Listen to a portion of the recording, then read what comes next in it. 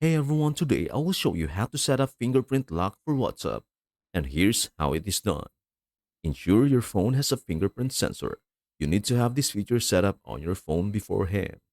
Open WhatsApp. Navigate to the app. Access the menu. Tap the three-dot menu at the top right. Go to Settings. Select the Settings option. Privacy Settings. Tap on Privacy. Find Fingerprint Lock.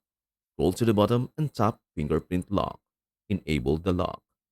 Toggle it on and confirm by providing your fingerprint. Set lock timing. You can choose to lock WhatsApp immediately after you exit. Once enabled, every time you open WhatsApp, it will require your fingerprint for access. And that is everything you need to know about how to set up fingerprint lock for WhatsApp.